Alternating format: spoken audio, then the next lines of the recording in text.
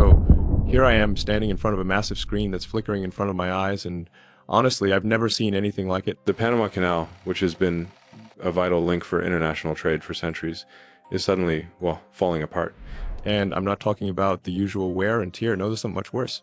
This is a crisis that could send ripples across the entire global economy.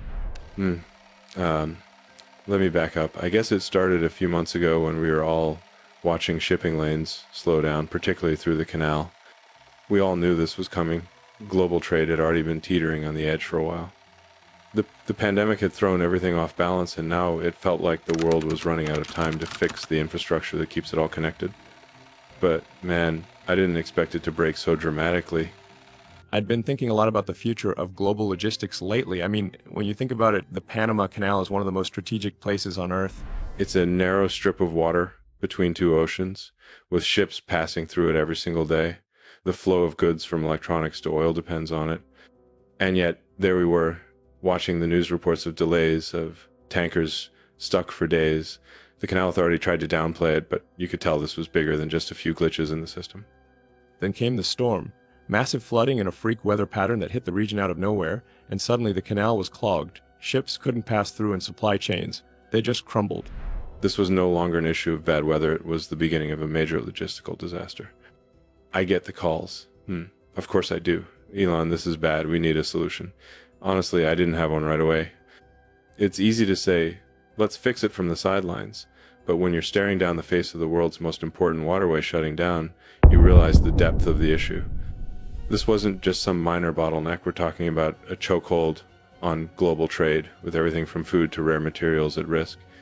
The first thing that came to my mind was, what can we do to relieve the pressure? And the answer wasn't going to be simple. We'd been trying to bring automation into shipping for years, right? Autonomous ships, smarter ports, AI-powered scheduling, but none of that mattered when the physical infrastructure wasn't ready for the 21st century. The Panama Canal had been a feat of engineering when it was built, but it was clear that in today's climate it needed an upgrade. Now, I'll be honest, at first my mind was on the bigger picture. How do we make this a wake-up call for the entire infrastructure of global shipping? How do we turn this crisis into an opportunity for long-term change? Because let's face it, this wasn't the first time a choke point like this had caused chaos. We had seen this with the Suez Canal just a few years ago, and back then the world panicked, so why were we still so reliant on these antiquated systems? I don't know, maybe I'm just tired of waiting for things to happen when I can be a part of the change. I called up some people, engineers, logistics experts, and of course some of my old friends at Tesla and SpaceX. You know, it's funny, when you're in the middle of a crisis like this, you start thinking about all the things you could have done differently, all the mistakes that led to this point. But in reality, this was about finding solutions, not dwelling on the past. I asked the team, what if we could make the canal automated? Could we create a system that not only keeps it open, but makes it even more efficient? I could tell they were skeptical, but I could also see the gears turning. Yeah, maybe they thought I was crazy, but that's kind of my thing. I like big ideas. And hey, we were all on the same team, so if anyone could pull off the impossible, it was us, right? But the more we thought about it, the more it became clear. This wasn't just about technology. This was about rebuilding trust in a system that had been the backbone of international trade for more than 100 years. People were scared. They were scared of losing everything they'd worked for, and the reality was the canal could shut down for months. It's a lot of business lost, a lot of chaos. We couldn't afford to wait for slow-moving government bureaucracy or for something to hopefully work out. No, we needed action, and we needed it fast. So I started working with some engineers I trust, and we began sketching out a plan to design a new kind of automated logistics platform. Something that could be implemented across the canal in phases, something that could take over the task of moving ships through the narrow passage safely and without delay. But again, it's not easy to move the needle when you're dealing with centuries-old infrastructure. The government had its own plans, its own constraints. So we began quietly working on the sidelines, looking for ways to collaborate, to push things forward without stepping on too many toes. It's funny, right? Everyone likes to talk about innovation until it starts upsetting the status quo. Anyway, over the next few weeks, things only got worse. Delays piled up, people started looking for scapegoats, and politicians were quick to point fingers. Meanwhile, the ships were still backed up, waiting for clearance. You could see the frustration in the faces of the crews as they stared out into the rain, trying to figure out how they were going to get their cargo to its destination. It was chaos, and the world was watching. And yet, in all of this, I saw an opportunity. Yeah, that's right. Call me crazy, but I saw a chance to push things forward. It's funny how a crisis can really highlight where we've been slacking. In this case, it was a reminder of just how fragile the entire system is. One event, a flood, a few supply chain hiccups, and suddenly everything is on the brink. So here we are, working round the clock to come up with a solution. I don't know what the outcome will be. I mean, we're still in the middle of it, but I can tell you one thing. We're not going to just wait for someone else to fix it. This is a wake-up call.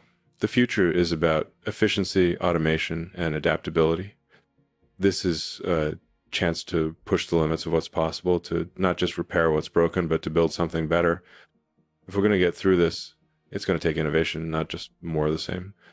So yeah, that's where I'm at. We're deep in it now, but this is just the beginning. We'll figure it out. We always do. The Panama Canal crisis might seem like a disaster, but maybe, just maybe, it's the kickstart we needed to rethink the whole system. As the days pass, the crisis in the Panama Canal became more intense. I could feel the weight of the situation on my shoulders, the pressure building as every delay added another layer of complexity to an already chaotic scenario. The global economy was teetering on the edge, and we were all staring down the consequences of a single choke point that could undo decades of progress. But amidst all this, something incredible started to happen. The team I'd assembled began working faster, thinking sharper. There was an energy in the air, a sense of urgency that was almost palpable. Ideas that seemed impossible a few days ago were suddenly within reach. I knew we had to act fast, but I also knew we had to be smart. This wasn't just about throwing together a quick fix, it was about laying the groundwork for a new era of logistics. We pushed forward with the automation project, incorporating advanced AI algorithms to manage shipping schedules and prioritize traffic based on real-time data. The team at SpaceX and Tesla were already used to solving impossible problems, and their thinking, combined with the talents of other engineers and logistics experts, brought us to a solution. Slowly but surely, we began implementing it. But it wasn't all smooth sailing. There were moments when I thought we might be too late, when the scope of the problem felt insurmountable. Some days, the challenges seemed to come at us faster than we could handle. And yet, in those moments of doubt, I found myself remembering why I did what I did. This wasn't just about building the next big thing. It was about fixing what was broken and making it better. It was about creating a system that didn't just react to disasters, but actively prevented them. The breakthrough came unexpectedly, one of those moments where everything clicks into place. A new type of sensor system, combined with predictive analytics, allowed us to reroute ships around bottlenecks before they even happened. It wasn't perfect yet, but we could see the potential, and that's when we knew we were on the right track. By the time the situation started to stabilize, we had already laid the foundation for a new system of automated shipping, not just for the Panama Canal, but for ports around the world. It wasn't a quick fix, but it was a start. The world was beginning to realize that the old ways weren't enough anymore, that we had to rethink the infrastructure that held the global economy together. As I stood there, watching the first ship sail through the newly optimized passage, I couldn't help but feel a sense of pride. It wasn't perfect, but it was a glimpse into what the future could look like. And maybe, just maybe, this crisis was the push we needed to change the world. The Panama Canal had always been a symbol of progress, a testament to human ingenuity. Now, it was the launch point for the next phase of evolution in global trade. And I knew deep down that we weren't just solving a problem, we were paving the way for a new era, an era where we didn't wait for disasters to strike, but anticipated them before they even started. The future wasn't just about fixing what was broken, it was about creating something that worked better, smarter, faster. And as the ships passed through the canal, once again, I couldn't help but smile. This wasn't the end, it was just the beginning.